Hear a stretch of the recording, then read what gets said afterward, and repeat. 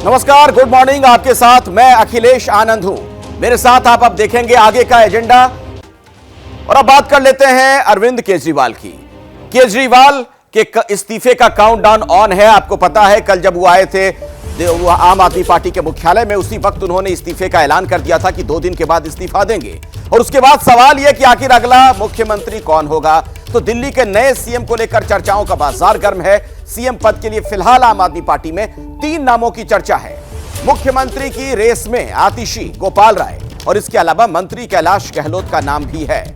ये 3 नाम जो अभी सबसे ज्यादा चर्चा में है, इन्हें लेकर कयास लगाए जा रहे हैं कि इनमें से कोई एक दिल्ली का अगला मुख्यमंत्री हो सकता है।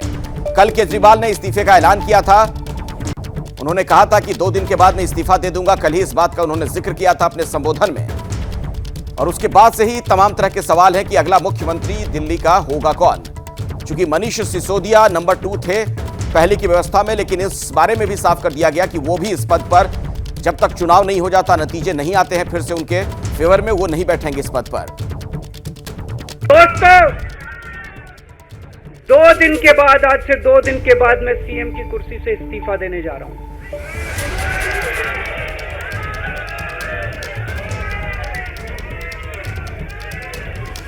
और मैं तब तक सीएम की कुर्सी पे नहीं बैठूंगा जब तक जनता अपना फैसला ना सुना दे। मैं जनता के बीच में जाऊंगा, गली गली में जाऊंगा, घर घर में जाऊंगा, और जब तक जनता अपना फैसला ना सुना दे कि केजरीवाल ईमानदार है, तब तक मैं सीएम की कुर्सी के ऊपर नहीं बैठूंगा। तो जो भ्रष्टाचार के आरोप लगे अरविंद केजरीवाल पर, उन आरोपों को लेकर वो जनता की अदालत में जा रहे हैं। अरविंद केजरीवाल के घर मनीष सिसोदिया पहुंचने वाले हैं। ये एक ताजा अपडेट हम आपको देते हैं। सुबह 11 बजे केजरीवाल के घर जाएंगे मनीष सिसोदिया। इस्तीफे के ऐलान के बाद दोनों की पहली मुलाकात है। दरअसल दिल्ली के नए सीएम के नाम पर चर्चा हो सकती है कि अरविंद केजरीवाल अब मुख्यमंत्री नहीं होंगे, तो उसके बाद मुख्यमंत्री होगा कौन दिल्ली का, जब तक कि अगला चुनाव ना हो जाए। आपको बता दें कि फरवरी में दिल्ली में चुनाव हो सकते हैं। हमारे साथ इसी खबर पर दीपक रावत भी मौजूद हैं कुछ और जानकारी के साथ, और मदिहा के पास भी मैं आपको लिए चलूंगा। लेकिन दीपक, पहले आप ही बताइए कि मनीष सिसोदिया के घर जो केजरीवाल पहुंचने वाले हैं, 11 बजे का वक्त जिसके लिए बताया जा रहा है, क्या सीएम के नाम को लेकर यहां पर चर्चा होगी और हो सकता है कि आज तय हो जाए कि कौन होगा अगला मुख्यमंत्री? अखिलेश, मनीष सिसोदिया खुद केजरीवाल के घर जा रहे हैं और 12 बजे के आसपास ये मुलाकात होगी। मुलाकात तय है कि इसी बात पर होनी है कि अगला मुख्यमंत्री कौन होगा। मुख्यमंत्री के इस्तीफे के बाद कई नामों पर चर्चा ऑलरेडी हो चुकी है, कई नामों पर और चर्चा होनी है। अलग अलग सूत्रों से जानकारी मिल रही है। ये भी कहा जा रहा है कि जिस तरीके का झगड़ा जो है सरकार का एलजी के साथ रहा है, जिसमें खासतौर पर आतिशी, सौरभ भारद्वाज काफ़ी ज़्यादा मंत्रालय संभालते रहे, उनका काफ़ी विरोध रहा है एलजी के साथ, तो उनके अलावा भी क्या कोई दूसरा नाम ऐसा हो सकता है जिसे मुख्यमंत्री बनाया जा सकता है। ये भी निकलकर सामने आ रहा है कि ऐसे नामों पर भी चर्चा होगी। आज जो 2-3 नाम सेलेक्ट किए जाएंगे, मनीष सिसोदिया, अरविंद केजरीवाल, दूसरे बड़े नेताओं के साथ, उन नामों को कल विधायक दल की बैठक में रखा जाएगा। कल विधायक दल की बैठक होनी है और जिस नाम पर अंतिम मुहर लगेगी उस नाम का ऐलान कर दिया जाएगा। मुख्यमंत्री फिर इस्तीफा सौंपेंगे और नए मुख्यमंत्री का नाम जो है उपराज्यपाल के सामने रख दिया जाएगा। तो आज उसी की पूरी चर्चा है, पूरे दिन भर ये चर्चा होनी है। मनीष सिसोदिया, अरविंद केजरीवाल की नंबर 1 नंबर 2 पार्टी में वही हैं। ऐसे में दोनों कुछ नामों को आगे करेंगे, फिर बाकी नेताओं से मंथन होगा। तो इसका दौर जो है वो 11-12 बजे के बाद शुरू हो जाएगा। अखिलेश, दीपक, मैं आपके पास लौटूंगा, लेकिन जरा अरविंद केजरीवाल के घर चल लेते हैं। मदिहा वहीं पर मौजूद है, हमारी सहयोगी। मदिहा, क्या हालचाल वहां देख पा रही है? कुछ और अपडेट अगर आपके पास हो वहां से। देखिए, अब से कुछ देर में यहाँ पर हलचल जो है वो देखने के लिए मिलेगी, क्योंकि यहाँ अरविंद केजरीवाल से मुलाकात करने के लिए मनीष सिसोदिया पहुँचने वाले हैं अब से कुछ देर में। और जाहिर सी बात है, ये मुलाकात बहुत अहम मुलाकात होने वाली है, क्योंकि इसमें चर्चा होगी कि आखिर अब दिल्ली का मुख्यमंत्री कौन बनने वाला है। देखिए, चर्चाएं कल से ही बहुत ज़्यादा तेज़ हैं। कई ऐसे नाम हैं जो लगातार सियासी गलियारों में खूब घूम रहे हैं कि आखिर ये हो सकते हैं मुख्यमंत्री या वो हो सकते हैं। लेकिन जो 2-3 चेहरे, जैसे कि हमारे सहयोगी दीपक जी ने भी बताया कि कुछ ऐसे नाम हैं जो लगातार लगातार बार बार सामने आ रहे हैं। तो हो सकता है उन्हीं नामों को आगे मनीष सिसोदिया आज बढ़ाएं और उसके बाद फिर कल विधायक दल की बैठक में उन्हीं नामों को लेकर सभी विधायकों के सामने जो है सब टॉप लीडर्स पहुंचे। लेकिन जो 2-3 नाम बहुत सामने आ रहे हैं उसमें एक आतिशी का नाम सामने आ रहा है, सौरभ भारद्वाज का नाम सामने आ रहा है, उसके अलावा कैलाश गहलोत का नाम भी सामने आ रहा है। आतिशी का नाम इसलिए सबसे ज्यादा जो है वो चर्चा में है, वो इस वजह से क्योंकि 1 दर्जन से ज्यादा विभाग नहीं मदिहा, छोटे में जरा एक बात बताइए, आतिशी और सौरभ भारद्वाज को लेकर पहले चर्चा हो रही थी, बाकी और कुछ नामों को लेकर भी बातचीत हो रही है, लेकिन ये कैलाश गहलोत का नाम कैसे सामने आ रहा है? देखिए, ये सब वो लीडर्स हैं जो लगातार मंत्री हैं और जाहिर सी बात है कि टॉप लीडर्स हैं पार्टी के, तो जाहिर सी बात है ये सब वो नाम हैं जिनको लेकर चर्चाएं चल रही हैं। जाहिर सी बात है ये सिर्फ हमें गेस कर रहे हैं, लेकिन जो एक्सपेक्ट कर रहे हैं उससे कुछ अलग भी हो सकता है, क्योंकि कल एकदम अचानक अरविंद केजरीवाल का ये घोषणा करना कि वो इस्तीफा दे रहे हैं, तो जाहिर सी बात है ये सब जो है वो चर्चाएं चल रही हैं। ठीक है, नजर बनाकर रखिएगा इस पर, मैं दोबारा लौटूंगा, आप लोगों से आगे भी हम बातचीत करेंगे, कुछ और जानकारियां लेंगे। दरअसल केजरीवाल के इस्तीफे वाले दांव पर राजनीति बहुत तेज नजर आ रही है। बीजेपी ने केजरीवाल के इस्तीफे के ऐलान की टाइमिंग पर सवाल उठाए हैं। दिल्ली के लोगों के लिए आम आदमी पार्टी की सरकार काम करती आई है, काम कर रही है, काम करती रहेगी। भारतीय जनता पार्टी का कोई भी षड्यंत्र काम नहीं करेगा और हम तो भारतीय जनता पार्टी को कह रहे हैं अभी चुनाव करवाओ, करो चुनाव की घोषणा और होने दो दिल्ली की जनता का फैसला, कि दिल्ली की जनता फैसला करे कि अरविंद केजरीवाल ईमानदार हैं कि नहीं। क्या आम आदमी पार्टी में सत्ता को लेके कोई आंतरिक दंगल चल रहा है जो माननीय मुख्यमंत्री अरविंद केजरीवाल जी को और 48 घंटे का समय चाहिए? आज वो दावा कर रहे हैं, ये किसी नैतिकता के कारण नहीं आ रहा, ये वो राजनीतिक ढोंग रच रहे हैं और अपनी बेल कंडीशन की व्यवस्था को छिपाने का प्रयास, उस झेप को मिटाने का प्रयास कर रहे हैं। उस कुर्सी पे 10 दिन, 15 दिन, 2 महीने कौन बैठ जाएगा, इसकी कोई कीमत नहीं है, इसका कोई लेना देना नहीं है। वो कुर्सी जनता अरविंद केजरीवाल को दोबारा देने जा रही है। अगर केजरीवाल गंभीर हैं और चाहते हैं कि दिल्ली में जैसे उन्होंने कहा नवंबर में चुनाव हो जाए, तुरंत सारे मंत्रिमंडल को इस्तीफा दे दें, करें भंग दिल्ली को, अभी सरकार को कराएं चुनाव, अक्टूबर में कराएं, क्यों नवंबर की इंतजार करनी है? दिल्ली की जनता इनके भ्रष्टाचार से आजिज आ चुकी है, तंग आ चुकी है, वो इस सरकार से मुक्ति चाहती है।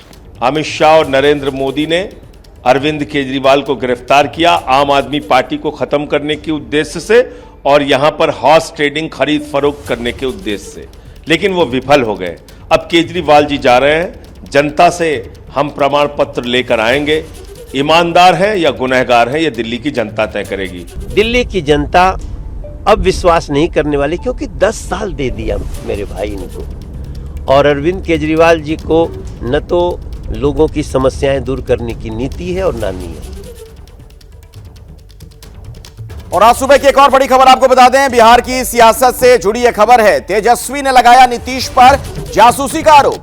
आरजेडी मीटिंग में सीआईडी स्पेशल ब्रांच वाले बैठे थे, ऐसा कहा तेजस्वी यादव ने। सीआईडी स्पेशल ब्रांच वालों ने फोटो और वीडियो लिए, मेरी निगरानी करवा रही है नीतीश सरकार। नीतीश सरकार भयभीत है, डरी हुई है, ये गंभीर आरोप तेजस्वी यादव की तरफ से लगाए गए हैं।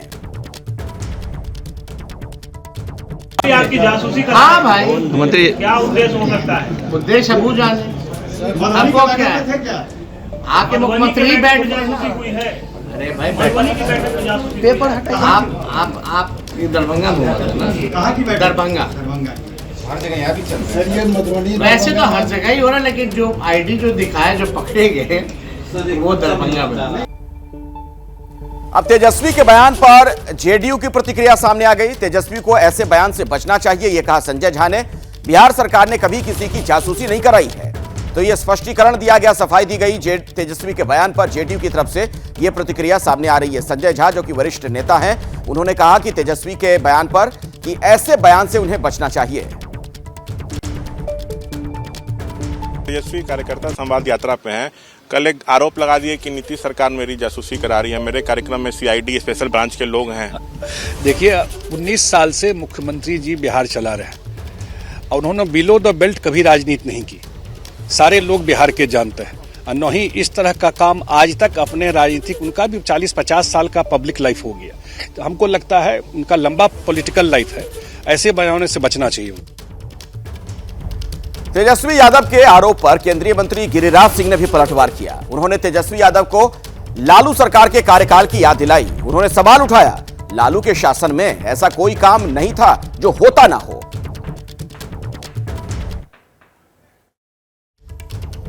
वो कह नहीं सकेंगे कि मेरे समय घोटाला ही घोटाला होता। वो कह नहीं सकेंगे मेरे समय रोजगार था फिरौती का। तो वो अपने पिताजी के विरासत पर हैं और उनको कहने के लिए नीतीश कुमार तो आज तक अपने बेटे को कभी राजनीति में नहीं खींचे। परिवारवाद का उनके ऊपर आरोप नहीं लगा, इसलिए नीतीश कुमार के ऊपर और क्या प्रहार करें। और आइए सीधे मैं आपको पटना लिए चलता हूं। शशांक मेरे सहयोगी इस वक्त वहां से हमारे साथ मौजूद हैं। शशांक, ये जासूसी वाली बात कहां से सामने आ गई है? क्या इसके पीछे का कोई प्रमाण, कुछ और भी जानकारी दी जा रही है तेजस्वी यादव की तरफ से?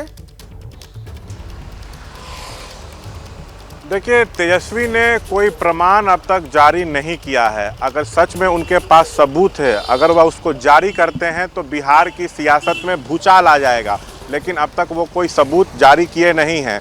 और अगर वो सबूत जारी नहीं करेंगे तो फिर जदयू उनकी घेराबंदी करेगी, यह कहते हुए कि आप जनता को गुमराह करने का काम कर रहे हैं, झूठ बोल रहे हैं सनसनी फैलाने के लिए। तो मामला बड़ा दिलचस्प मोड़ पे आ गया है। अब तेजस्वी का अगला कदम क्या होगा, इस पर सबकी नज़रें टिकी हुई हैं। लेकिन मैं आपको बता दूं, सरकार के तरफ से ये कहा जा रहा है कि प्रोटोकॉल के तहत तो उनके साथ अधिकारी रहते हैं, लेकिन वो जासूसी का काम नहीं करते हैं, उनकी सुरक्षा के लिए रहते हैं। और मैं आपको बता दूं, इसके पहले तेजस्वी ने दावा ये किया था कि नीतीश मेरे घर आए थे, गिड़गिड़ा रहे थे महागठबंधन में शामिल होने के लिए। लेकिन जो वीडियो उन्होंने जारी किया तो उसमें यह दिख रहा है कि नीतीश राबड़ी को शिष्टाचार नमस्कार कर रहे हैं और राबड़ी भी कर रही हैं। तो उस दावे में कोई दम नहीं था। इस दावे में कितना दम है ये देखना होगा। नहीं तो उनका ये क्या कहना है? तेजस्वी ये कह रहे हैं कि दरअसल जो अधिकारी उनकी सुरक्षा के लिए तैनात किए गए हैं या बाकी जो और कर्मचारी होते हैं सरकारी, उनके जरिए जासूसी करवाई जा रही है। हाँ, तेजस्वी यही कह रहे हैं कि जो मेरा कार्यक्रम चल रहा है, कार्यक्रम कार्यकर्ता संवाद यात्रा, तो उसमें जो मीटिंग हो रही है उस हॉल में आके सीआईडी स्पेशल ब्रांच के लोग बैठ जा रहे हैं। मैं जो बातें बोल रहा हूँ कार्यकर्ताओं को, उसको वो नोट कर रहे हैं। तो मैंने उनका आईडी कार्ड चेक करवाया तो पता चला कि ये लोग स्पेशल ब्रांच और सीआईडी के लोग हैं जो जासूसी कर रहे हैं। तो तेजस्वी को इसका प्रमाण भी देना चाहिए। अगर बात ऐसी रख रहे हैं तो उसको फिर वो सबूत भी दें उसका, लेकिन कोई सबूत अब तक सामने आया नहीं है। और सरकार कह रही है कि सुरक्षा में लोग उनके साथ तैनात हैं, कोई मीटिंग के अंदर जा नहीं रहा है। जी चलिए, बहुत बहुत धन्यवाद शशांक इस जानकारी के लिए आपका। और अब अगली खबर राहुल गांधी से जुड़ी हुई। राहुल गांधी पर केंद्रीय मंत्री रवनीत बिट्टू का एक बड़ा बयान सामने आया है। रवनीत बिट्टू ने राहुल गांधी को नंबर 1 आतंकी बता दिया। राहुल गांधी देश के सबसे बड़े दुश्मन हैं। रवनीत बिट्टू ने यह बात कही है, जांच एजेंसियों को राहुल पर नजर रखनी चाहिए। रवनीत बिट्टू ने राहुल गांधी को नंबर 1 आतंकी बता दिया। राहुल गांधी देश के सबसे बड़े दुश्मन हैं, इस तरीके की बात कही गई है। जो राहुल गांधी ने बयान दिया है वही वो पहले देते थे। अब उन्होंने सेपरेट ग्रुप है सबसे जो माहिर हैं बम बंदूक गोला बारूद बनाने वालों ने, उन्होंने राहुल गांधी की जो बात है उसे सराहा है। और उनकी बात राहुल गांधी ने कही है। आप ये देख लीजिए, जो देश के दुश्मन जो बारूद गोली हर टाइम मारने की कोशिश करते हैं, उड़ाने की कोशिश करते हैं जहाजों को, ट्रेन को, रोड को, जब वो लोग राहुल गांधी की सपोर्ट में आ गए, आप अंदाजा लगा लीजिए राहुल गांधी खुद देश के नंबर 1 टेररिस्ट, अगर किसी को मेरे ख्याल से किस पे इनाम होना चाहिए पकड़ने के लिए, या देश का सबसे बड़ा दुश्मन जो जिसको लानना चाहिए एजेंसीज को, वो आज राहुल गांधी। अब जो विदेश में बैठे टेररिस्ट ग्रुप कह रहे हैं, उनकी सीधी बोली जो है पन्नू की, जहाँ जो फंडामेंटलिस्ट हैं वो राहुल गांधी ने बोली हैं। और मैं क्या राहुल गांधी को कहूँ? फिर मैं तो ये बात पार्लियामेंट में सामने जब मेरे होंगे उस वक्त भी मैं ये बात कहूंगा। रवनीत बिट्टू का बयान आपने सुना। उनके इस बयान पर अब कांग्रेस हमलावर है। पंजाब कांग्रेस के अध्यक्ष अमरिंदर सिंह राजा वडिंग ने कहा कि रवनीत बिट्टू को दिमाग के इलाज की जरूरत है। रवनीत बिट्टू को शर्म आनी चाहिए। रवनीत बिट्टू को कुछ नहीं आता था, फिर भी राहुल ने 3 बार एमपी बनाया। तो राजा वडिंग ने ये बातें कही हैं और रवनीत बिट्टू की कही बातों पर यह पलटवार कांग्रेस की तरफ से सामने आया है। राजा वडिंग ने यहां तक कहा कि रवनीत बिट्टू को कुछ नहीं आता था, राहुल गांधी ने 3 बार उन्हें एमपी बनाया। तो रवनीत बिट्टू ने जिस तरीके से नंबर 1 आतंकी बता दिया राहुल गांधी को, उसके लेकर अब विवाद बहुत गहरा चुका है। कांग्रेस हमलावर है। कांग्रेस के नेताओं के बयान आप सुन रहे हैं। पंजाब कांग्रेस के अध्यक्ष हैं अमरिंदर सिंह राजा वडिंग। उन्होंने कह दिया कि रवनीत बिट्टू को दिमाग के इलाज की जरूरत है। शर्म आनी चाहिए उन्हें इस तरह की बात कहते हुए।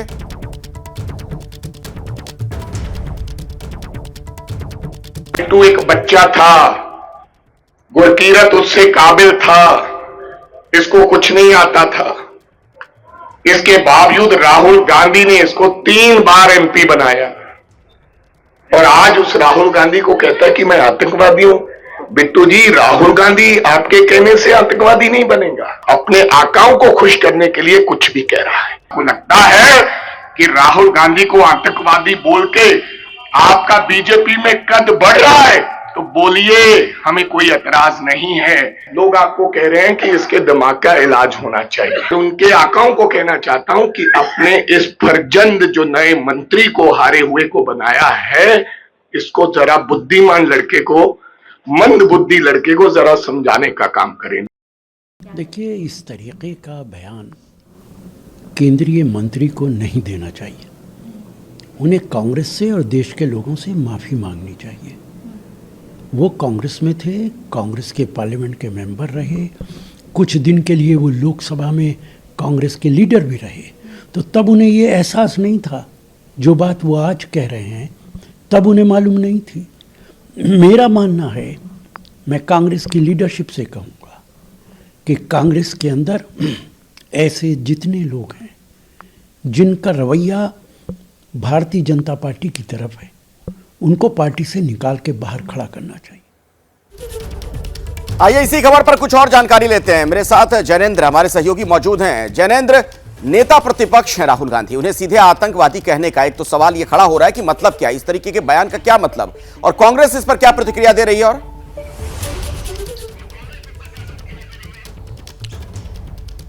बिल्कुल अखिलेश, इस बात का जवाब तो रवनीत बिट्टू ही दे सकते हैं कि नेता विपक्ष के लिए इस तरीके के शब्दों का प्रयोग उन्होंने आखिर क्यों किया।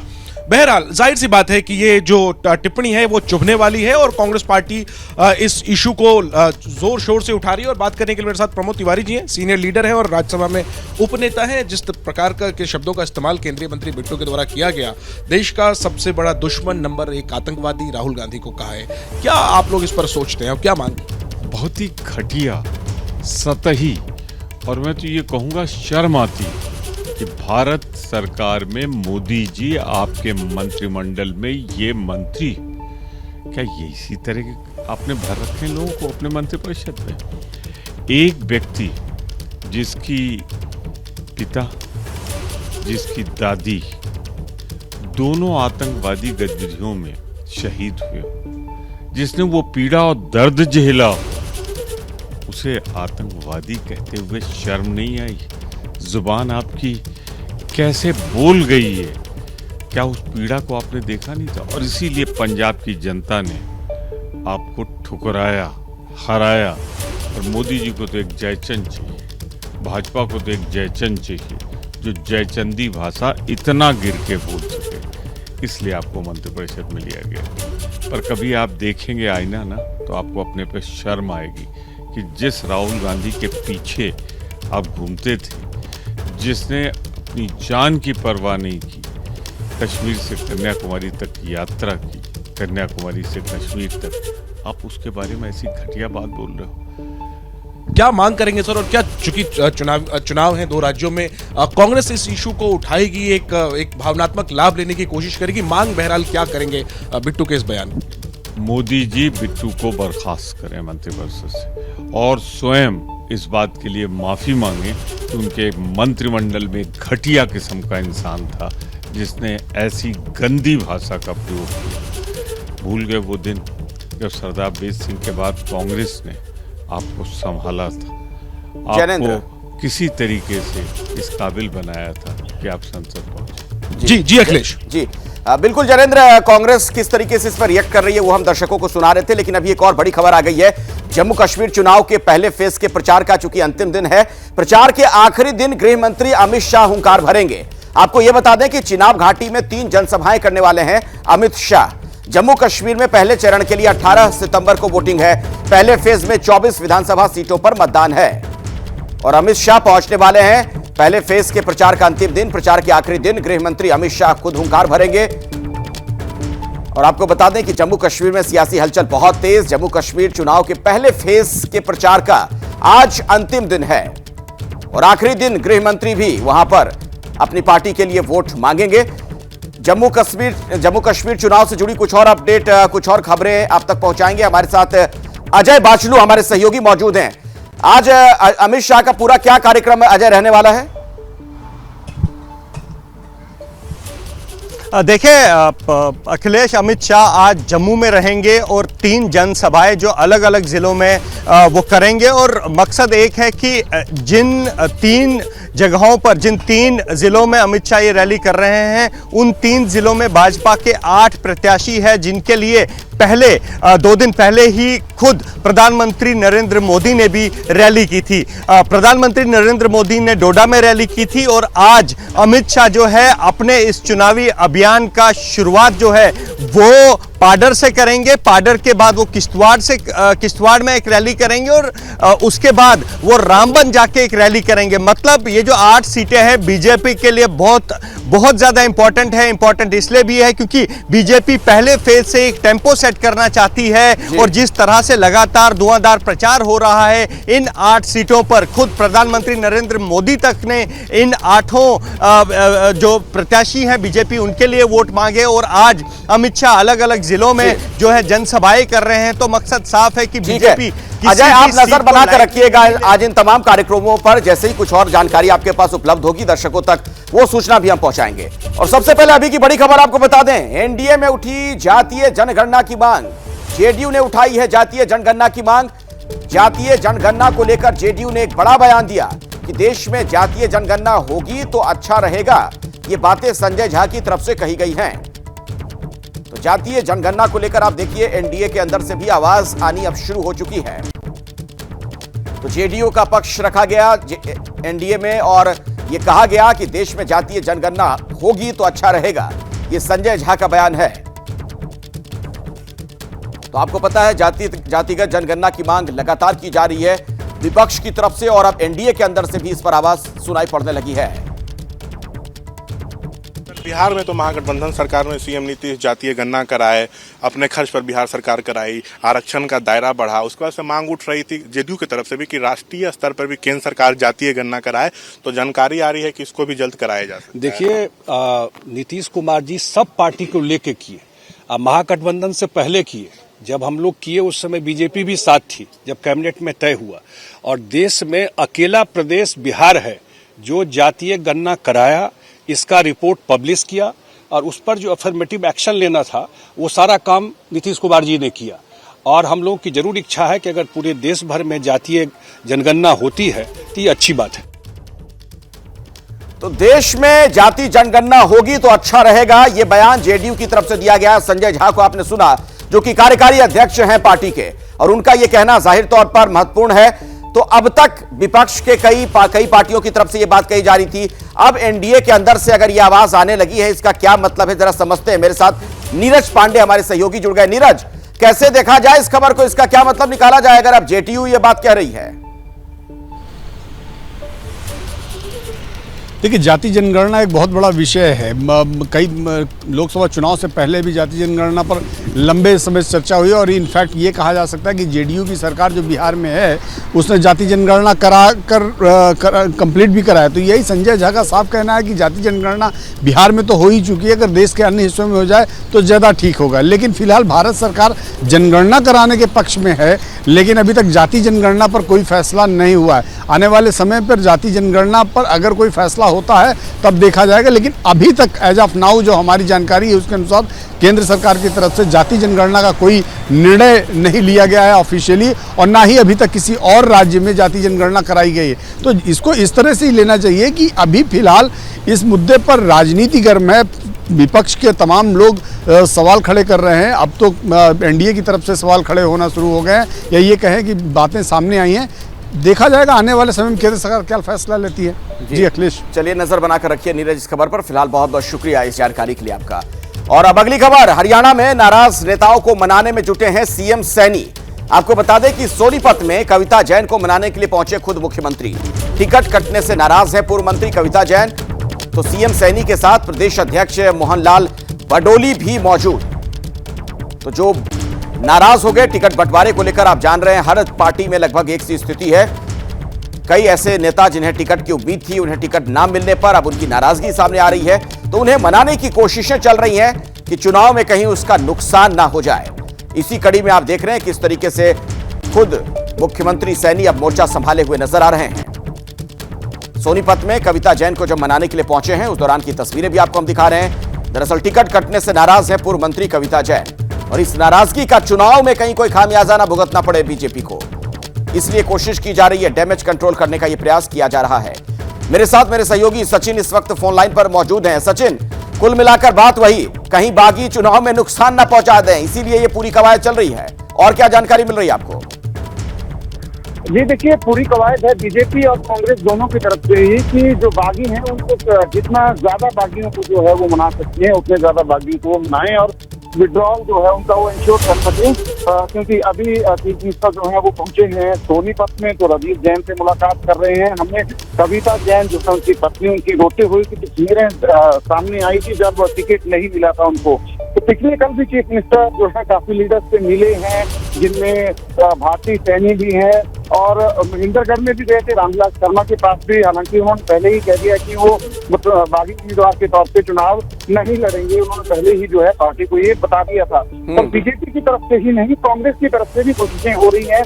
अभी जितेंद्र हुड्डा जो है वो अम्बाला पहुंच गए हैं, जसवीर मलौर जो है उनको मनाने की कोशिश जो है थोड़ी देर में जितेंद्र हुड्डा अम्बाला पहुंचेंगे और उनको मनाने की कोशिश करेंगे कि वो बतौर बागी उम्मीदवार जो है ना चुनाव लड़े। तो कांग्रेस की तरफ से भी लगातार फोन कॉल जो है वो किए जा रहे हैं जितेंद्र हुड्डा दोनों की तरफ से ही, ताकि ज्यादा से ज्यादा बागी जो है वो विड्रॉ करें नॉमिनेशन और पार्टी को डैमेज। बिल्कुल, चुनाव की तारीख नजदीक है, कहीं कोई नुकसान ना हो जाए, इसलिए खेमा कोई भी है जो भी नाराज चल रहे हैं उन्हें मनाने की कोशिशें जारी हैं। बहुत बहुत शुक्रिया सचिन जानकारी के लिए आपका।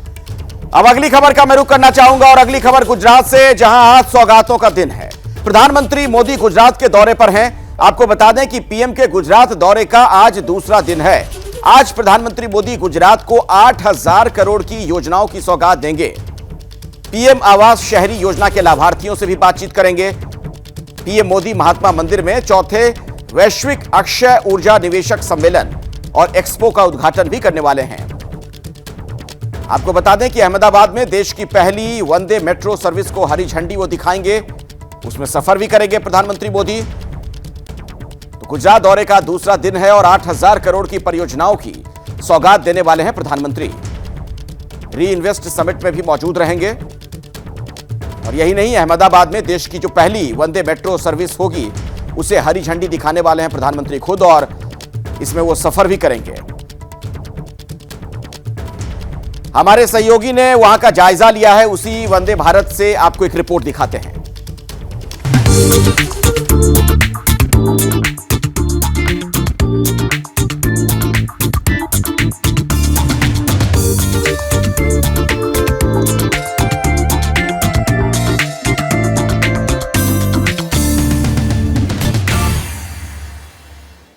आपने देश में चल रही वंदे भारत ट्रेनें तो कई बार देखी होंगी और यात्रा भी की होगी, लेकिन हम आपको दिखा रहे हैं देश की पहली वंदे मेट्रो ट्रेन। जी हाँ, ये मेट्रो ट्रेन है जो कि करीब 200 किलोमीटर के बीच में या आसपास जो शहर हैं उनको जोड़ने के लिए चलाई जा रही है। और इस तरीके से वंदे मेट्रो ट्रेन इसको कहा जा रहा है। इसकी जो सुविधाएं हैं वो भी काफ़ी अलग हैं। यहाँ पर हम आपको भीतर से भी दिखाएंगे कि ये जो वंदे भारत ट्रेन की तरीके से दिखने वाली ट्रेन है, ये दरअसल वंदे मेट्रो ट्रेन किस तरीके से है। ये मेट्रो ट्रेन इसलिए है क्योंकि इसमें जो सीटिंग अरेंजमेंट है वो पूरी तरीके से अलग है। और जिस तरीके से लोकल ट्रेनें मुंबई की होती हैं या देश में जो वंदे भारत ट्रेनों के अलावा मेट्रो ट्रेनें चलती हैं, उसका जो लुक है वो इसके अंदर मौजूद है। इसका जो पूरा डिस्टेंस है वो करीब 359 किलोमीटर है और इसका जो किराया है वो 455 रुपये इसका किराया है। हम आपको आगे दिखाएंगे कि किस तरीके का इसका और लुक है, बाथरूम कैसा है, यानी टॉयलेट कैसा है। ये एक छोटा टॉयलेट है, पीछे एक बड़ा टॉयलेट है, वो भी हम आपको दिखाएंगे। लेकिन इसके जो फीचर्स हैं वो आप देखिए, किस तरीके से मोबाइल के लिए चार्जर यहाँ पर है और मोबाइल इस तरीके से आप इसमें लगा देंगे और यहाँ पर जो USB चार्जर है और केबल है उससे आप इसको चार्ज कर सकते हैं। यहाँ पर आपको वो सारी जानकारियाँ मिलती रहेंगी जो सफ़र करते समय आप चाहते हैं। ट्रेन की स्पीड हो या अगला स्टेशन हो, कितनी देर बाद कौन सा स्टेशन आएगा, इन सब की सूचनाएं आपको मिलेंगी। यहाँ पर जो स्टेशंस हैं वो दिए रहेंगे कि बीच में कितने स्टेशन हैं, बीच में 9 स्टेशन हैं। ये जो ट्रेन है ये भुज से चल रही है अहमदाबाद तक के लिए, तो यहाँ पर बीच में स्टेशंस का चार्ट आ जाएगा, मैप आ जाएगा। जैसी मेट्रो में सीट होती है या बम्बई की लोकल में सीट होती है, उस तर्ज पर बनाई गई है। लेकिन अब तक की सबसे बेहतर सीटिंग अरेंजमेंट ये देखने में लग रहा है, क्योंकि तो रविकांत की रिपोर्ट आपने देखी और रविकांत इस वक्त खुद हमारे साथ मौजूद हैं। ये जो ट्रेन से आप रिपोर्ट रविकांत दिखा रहे थे बहुत ही आधुनिक नजर आ रही है मेट्रो ट्रेन, और तमाम तरह की सुविधाएं भी इसके अंदर हैं। इसके बारे में भी थोड़ी और जानकारी दीजिए और ये बताइए कि प्रधानमंत्री का आज पूरा क्या कार्यक्रम रहने वाला है। देखिए, प्रधानमंत्री आज गांधीनगर से री इन्वेस्ट कार्यक्रम की शुरुआत करेंगे, जिसमें जो रिन्यूएबल एनर्जी से संबंधित प्रोजेक्ट्स हैं वो लॉन्च होंगे और उस पर बात होगी। इसके अलावा 8,000 करोड़ का कुल जो प्रोजेक्ट्स है उसको प्रधानमंत्री लॉन्च करेंगे। शाम को करीब 4 बजे के आसपास प्रधानमंत्री इस ट्रेन को इनॉग्रेट करेंगे। ये भुज से चलेगी, प्रधानमंत्री अहमदाबाद में मौजूद होंगे और भुज से ये ट्रेन शुरुआत होगी इसकी वंदे मेट्रो की, और 359 किलोमीटर का ये पूरा डिस्टेंस होगा।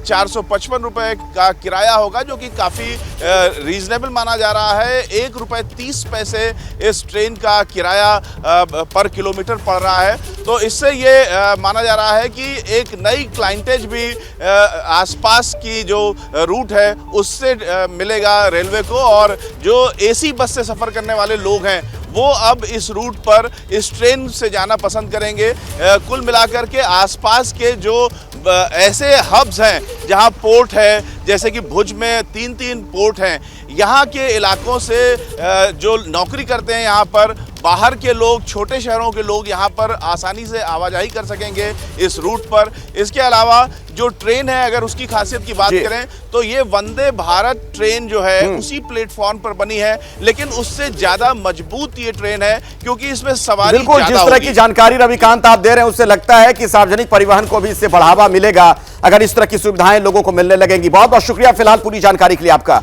खबर उत्तर प्रदेश के बरेली से है, जहां 12 वफात जुलूस को लेकर विवाद बढ़ गया है। बीती रात आमने सामने आ गए 2 समुदाय के लोग। आपको बता दें कि बरेली में रात भर दोनों समुदायों ने नारेबाजी की है। तनाव के बाद दोनों पक्ष अपने घर लौटे। पुलिस अधिकारी रात भर बरेली में मौजूद रहे हैं।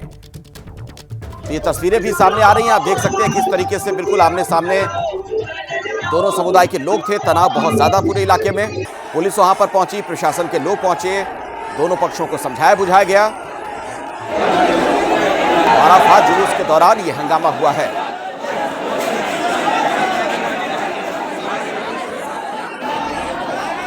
मैं आपको सीधे लिए चलता हूं अपने सहयोगी दिव्यांकर के पास। दिव्यांकर, इस तरीके के हालात क्यों बन गए, ये स्थिति जो हम देख पा रहे हैं?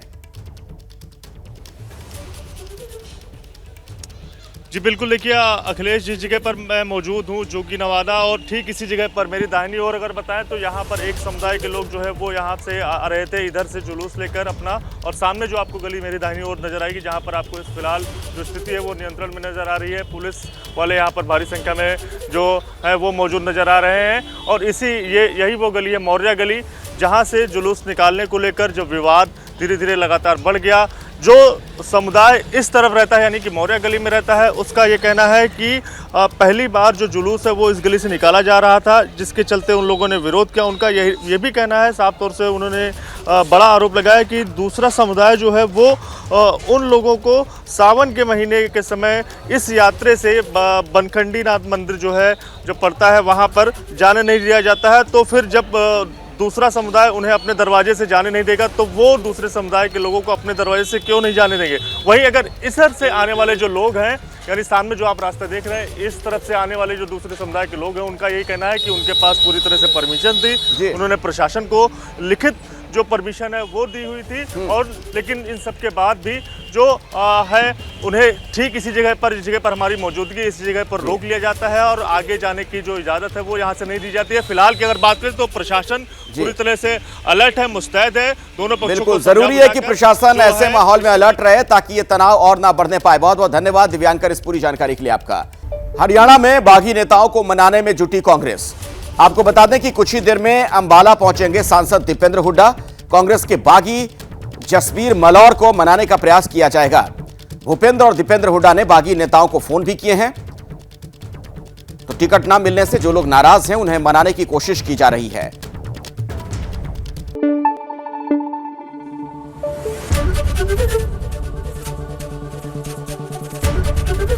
एबीपी न्यूज आपको रखे आगे।